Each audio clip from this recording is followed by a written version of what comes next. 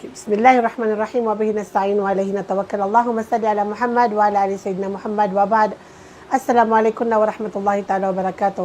Mga anak, mga sister, mga brothers, alhamdulillah nagkaroon kami dito ng isang magandang programa sa Dear Kakasali kung saan gusto nating i-welcome yung Shahrul Ramadan al-Mubarak ng may magandang preparation. Kasi nga may darating na napakaganda, napaka-honorable, napaka-blessed na bisita at alam natin lahat na kapag may bisita na paparating ay talagang pinaghahandaan natin, 'di ba?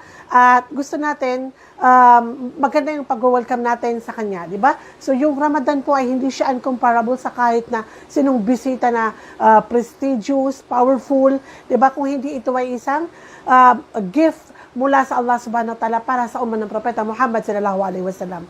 So maraming mga kapatid na ang gusto nila pagdating ng Ramadan, ngayong gabi, ini-expect nila kinabukasan Ramadan, parang magical yung Ramadan na biglang babaguhin yung 11 months na ginagawa mo ng mga bad habit, biglang magkakaroon ka ng, mashallah, nag-transform ka agad ng buhay mo kasi nga yung shaitan ay naka-chain.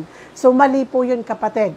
Kasi wag mong kakalimutan na may 40 days para ma-regain mo, no? Yung mga bagay na nakaugalian mo. So, dito sa Dear Kakasali, inshallah, araw-araw tayong magbibigay ng 5 minuto para isa-isahin natin yung mga bad habit natin na naging way of life natin. Para inshallah, pagdating ng Ramadan, ay handang-handa na tayo para sa pag-transform at pagbabago.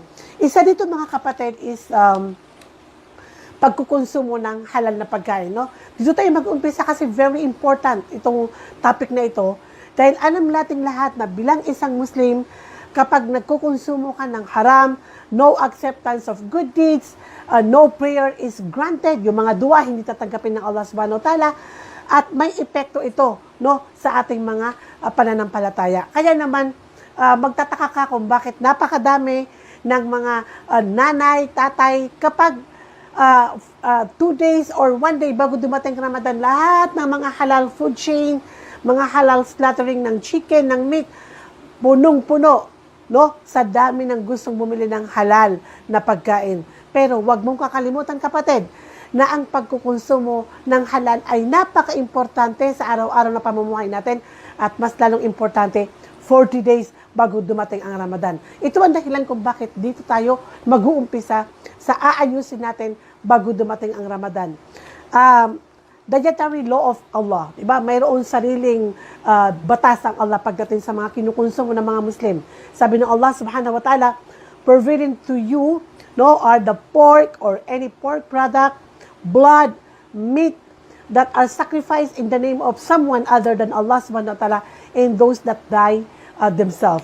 Subhanallah. So isipin mo, yung pagkukonsumo ng pagkain ay napaka-importante sa Allah subhanahu wa ta'ala at mas importante kasi darating ang Ramadan, siguraduhin mo na talaga namang katanggap-tanggap ang mga good deeds mo. Sabi ng Propeta Muhammad sallallahu alaihi wasallam, dito tayo mag-end. May isang lalaki, sabi niya, na nag-travel no, ng mahabang oras at alam natin kapag travelers ka, tanggap ang panalangin mo. Ang sabi niya, Oh Allah, while his food is haram, his drink is haram, his clothing is haram, and he has been nourished with haram. So, how can his supplication be answered? Paano tatanggapin ng Allah subhanahu wa ta'ala ang kanyang mga panalangin? Kaya mga kapatid ko, siguraduhin mo na ang halal na pinag-uusapan natin ay hindi lang pagkain, yung income mo ay halal, yung mga nagninegosyo, siguraduhin mo na walang shabu, walang 5-6, walang rediscounting, siguraduhin mo yung mga nagtatrabaho sa opisina, hindi ka kumakain ng alam mong kinikita mo na nanggaling sa haram dahil ito po ay napakalaking apekto sa pagtanggap ng Allah sa mga good deed natin sa Shahr Ramadan al-Mubarak. And to end with mga anak, ini-encourage ko kayo na kumain tayo ng healthy, yung mga full of protein, diba? Kumain tayo ng vegetable, kumain tayo ng frutas, kumain tayo ng mga pagkain na alam mong beneficial sa'yo. I-avoid natin mga anak yung mga pagkain na alam mong doubted, alam mong may problema, alam mong maaaring ito ay contaminated with pork product. Diba?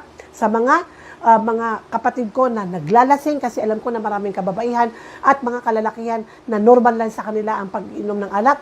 40 days mga kapatid, walang tatanggapin ng Allah subhanahu wa ta'ala na good deeds sa mga taong ito. So ngayon pa lang, ang pinaka number 1 na preparation natin sa paparating na siyang Ramadan al-Mubarak ay iwasan na ang pagkain ng mga pagkain na araw-araw na kinukonsumo na nakaugalya mo na po pwedeng ito ay contaminated ng pork product o may alcohol o anong klase mga haram yan, especially yung ating mga income, dahil ito po ay napakalaking barriers para sa pagtanggap ng ating Shahr Ramadan al-Mubarak. Walillahit tawfiq wal hidayah. See you po bukas sa pangalawang episode ng ating preparation for Ramadan 2022. Assalamualaikum warahmatullahi ta'ala wabarakatuh.